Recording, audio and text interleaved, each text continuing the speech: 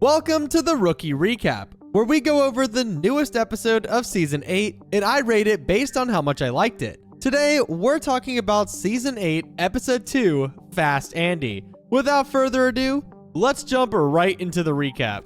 The episode starts off with Lucy fully packed up and ready to move all of her stuff to Tim's house. She's thinking all about her time in the apartment with Jackson, Tamara, and Selena. It is pretty emotional. But then, Miles walks in, moving all of his stuff, which is actually just his one bag since he lived in a car, but hey, he's technically correct. We head to the station where we find out that Tim is the new watch commander. Wow, who would have guessed after how the last episode ended? But Gray is filling him in on what to do, though Gray is struggling with the change. There's actually a really cute Chenford moment here where girlfriend Lucy wishes him luck and then switches to Sergeant Chen. Tim walks in, giving his first briefing. The president is coming to Los Angeles, and they have to make sure he's going to be safe. Tim hands Lucy the motorcade schedule and tells her to read through it. And before she can leave, Tim asks for critiques on how he did with the briefing. But she was in sergeant mode, so it wasn't what he wanted to hear. Nolan and Penn start their training, talking about CI recruitment. All of these CI choices that Miles had were bad ideas, except maybe a guy named Fast Andy. And then they go to talk to him. We'll get back to that in a second. But Lopez and Harper are introduced to the Secret Service guys. They tell Lopez and Harper to start at 20 on the list of highest threats, basically a do-nothing day in their eyes. So they decide to head up the list anyways. They get to Jerry Hudson's home, someone who made many threats to the president. There's a gun visible inside through the window, and they bust in to find anything else concerning. And they do. Underneath the bed, there were many weapons with labels for them, and they notice that his sniper rifle is missing, and so is he. The witch hunt begins. Meanwhile, Miles and Nolan go to talk to Fast Andy. Miles doesn't have money to offer Andy like normal CIs can receive, so he offers leeway for smaller offenses. Andy agrees to that. However, Miles had to do this while Nolan stepped away, which would come to bite him in the ass later. You'll have to keep watching to see how. We find out that Jerry Hudson has been a threat for a year now. He's been wanting to take down tyranny. He wanted to meet with the president 6 months ago and tried contacting him with handwritten letters, but he obviously got no response. Even though he's in the wind, the Secret Service isn't worried about it yet and are continuing with their plan of the president coming to the city.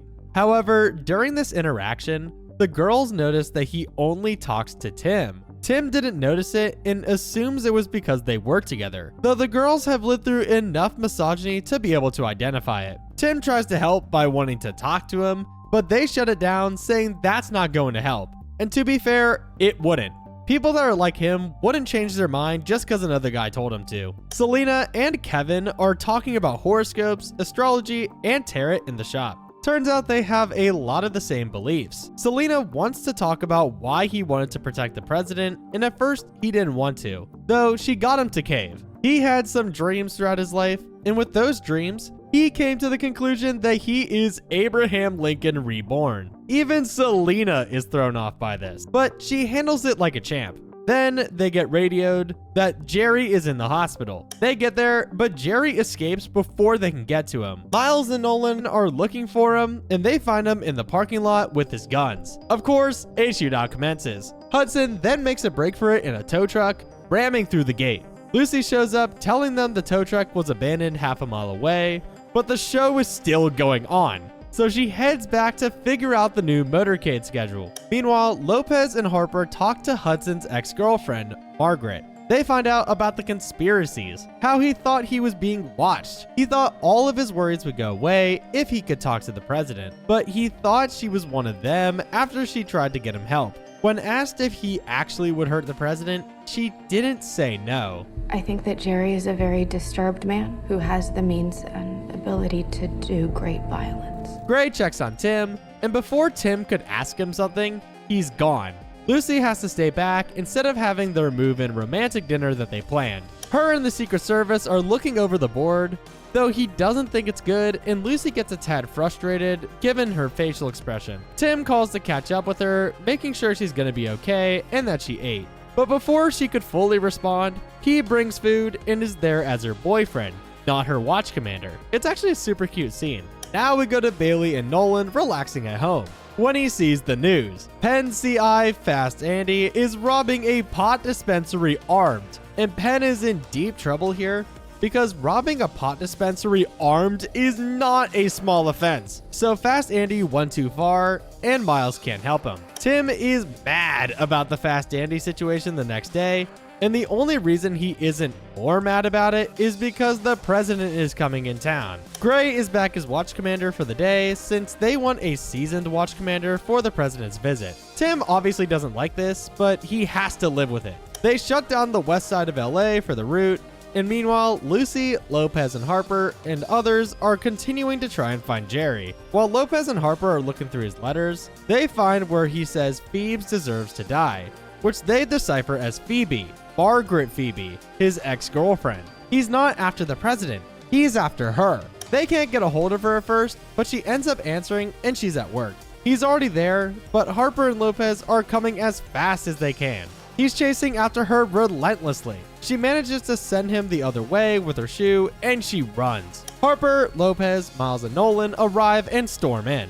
They're searching for him through the whole warehouse. Then, Nolan hears something, and they find people hidden. Lopez and Harper find Hudson though, and another shootout commences here. Miles has to protect the citizens while Nolan goes off, and while the shootout is continuing, Hudson sees Margaret running, and while he's distracted, Nolan shoots him down. They apprehend him, and Margaret is safe now. At the end of the episode, Nolan goes to Tim to talk man to man about how Nolan wants to train Penn, and he says he's gonna do it his way. Tim agrees, but puts the caveat of reprimanding him if said training produces a bad result. Lopez and Wesley have a date night planned away where they roleplay, I guess, and Tim and Lucy then go home for their first night as a moved-in couple. But they decide to get dinner since it's pretty overwhelming for Lucy. And as they leave, they have a kiss and head out. It's a super sweet ending. Now we're gonna head into my thoughts and opinions about the episode. Since I'm hoping to do a recap video about every episode this season, I want to put every episode on a tier list. I would put episode 1 at like a low B tier, but this episode is definitely an S tier for me. I like how there were still stakes with the whole president plotline, but there wasn't a crazy FBI mission-like main plot. Instead, it was a crazy conspiracy theorist trying to get revenge by killing his ex-girlfriend. Okay, obviously this is not a daily thing that happens, but compared to other things in the show, this is the type of level I expect the plotlines to be at. It's a good balance of crazy, but not too crazy. I also loved everyone's dynamics this episode. Well, except how the Secret Service guy was being misogynistic to all the women. That was pretty gross. But overall, we've had some amazing pairings this episode. Nolan and Penn seem like it's gonna work out in the end. Lopez and Harper are gold as always. Chenford was actually really cute this episode. And I even think that Selena and Kevin were really good this episode. Of course, the whole Abraham Lincoln thing was absurd, but it's a one episode character, so who really cares? I want to know what Miles is going to do about the CI situation though. He needs to start making those connections, but his current potential choices are lacking to say the least, especially if they're anything like Andy. I also loved the ending of the episode with Nolan and Tim. I think that this conversation is the exact type of thing that needed to be addressed after the Fast Andy situation, where Tim was extremely angry at Nolan and Miles. Yes, Tim was obviously right to be angry at this, but it seemed like he was undermining Nolan's methods of training a rookie rather than getting mad at the incident itself in a vacuum. So I'm glad that they were able to come to an understanding. I do have one thing that I wasn't a fan of with this episode though, and it's kind of a critique that I have with the first episode too. Despite Wesley being a main character, they are really shafting him. They put him in like 1 to 2 minutes of the episode and then send him away. Like, okay, either have him in the episode or not, but don't tease me with Wesley or General Lopez moments just to not give me anything. Either way, I definitely think this episode was way better than the first one, and to be honest, it's probably in my top 15 episodes of the whole show. Let me know what you guys think about the episode in the comments, and if you want to see episode 3's recap, make sure to leave a like and hype up this video if you're on mobile to show me some love, and subscribe to see more videos like this one. Thanks for watching.